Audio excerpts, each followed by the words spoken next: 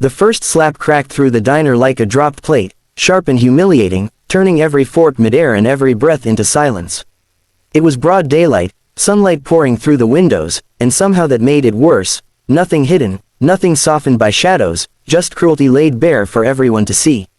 If you believe kindness still matters in a world that often forgets it, take a moment right now to like this video, share it with someone who needs hope, comment your thoughts, and subscribe to Anne's Stories for more powerful stories about second chances and quiet strength.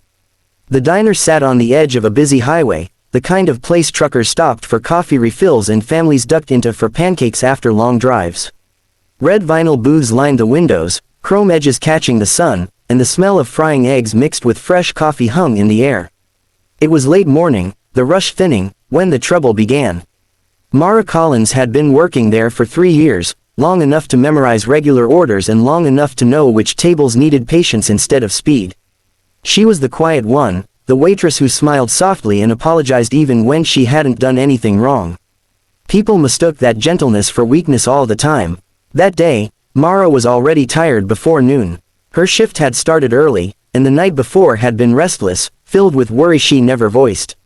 She moved between tables with practiced care, refilling mugs, wiping counters, keeping her head down. At booth 7 sat 3 men who had come in loud and stayed louder. Their laughter spilled across the room, heavy and mocking, eyes following her every step. She tried to ignore them, reminding herself it would be over soon, that patience was safer than confrontation. When she approached to refill their drinks, one of them nudged another and laughed harder. A hand reached out, grabbing at her sleeve, pulling just enough to make her stumble. The diner went quiet in that way it does when people sense something wrong but aren't ready to step in. Mara steadied herself, cheeks burning, and gently pulled away.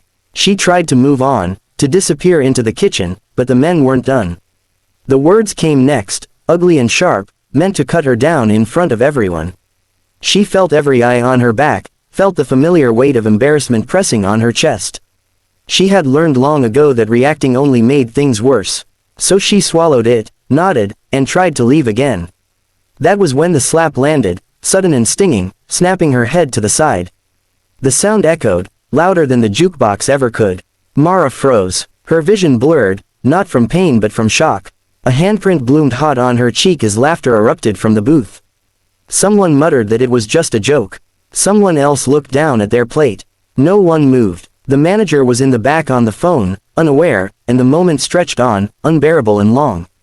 Mara's knees trembled. She thought about walking out, about never coming back, about the bills waiting at home and the promise she had made to herself to keep going no matter what. She thought about how small she must look standing there alone. Then the words came, cruel and daring, shouted across the diner, telling her to take it, telling her to shut up, daring anyone to stop them. What the men didn't know was that Mara wasn't alone. Not really. The door to the diner opened with a soft chime, easily missed in the tension, and sunlight poured in behind a tall figure in uniform. The man paused just inside, taking in the room in a single sweep. His name was Lucas Hale, and he had spent years learning how to read spaces like this, how to sense danger before it announced itself. He had planned to surprise his wife on her break, to sit quietly in the corner with a cup of coffee and watch her smile when she noticed him. He had imagined a peaceful moment before heading back to base. Instead, he saw her standing frozen by booth 7, her face marked red, her eyes glassy with humiliation. Lucas had survived deserts and storms, chaos and fear, but nothing prepared him for the sight of Mara hurt. Something deep and steady inside him locked into place.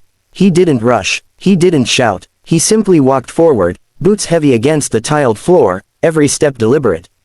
The room felt smaller as he moved, as if the air itself was tightening. The men noticed him too late. They laughed at first, assuming he was just another customer. Then they saw the uniform, the quiet authority in his posture, the way his eyes never left Mara. The laughter faltered. The diner was silent again, but this time it felt different. Expectant, Lucas stopped beside Mara and gently placed his jacket around her shoulders, shielding her without a word. She looked up at him, disbelief mixing with relief, and something in her expression broke whatever restraint he had left. He turned to the men, his presence alone a warning. He didn't need to raise his voice. Years of discipline had taught him that true power was calm.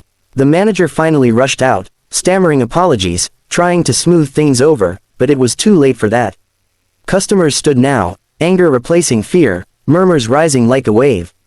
Phones appeared, recording not for spectacle but for accountability. The men shrank back, bravado draining from their faces as they realized the room was no longer theirs.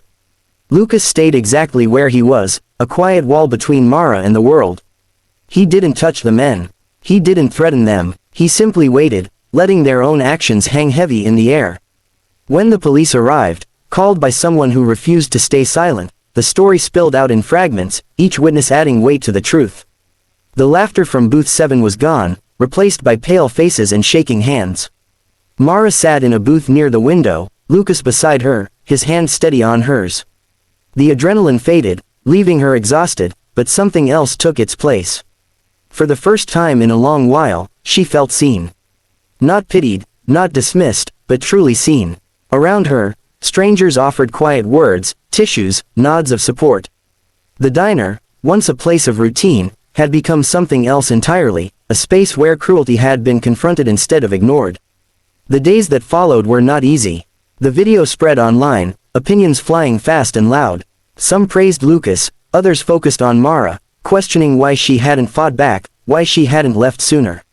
Those words hurt too, reopening wounds she thought had closed. But there were more messages of support than she expected. People who had been silent in their own moments of fear reached out, thanking her for standing there, for surviving it. Mara took time off work, encouraged by the diner owner, who promised changes and meant it. Training sessions were scheduled, policies rewritten, and for once, those words led to action. When Mara returned, the diner felt different. Not perfect, but better.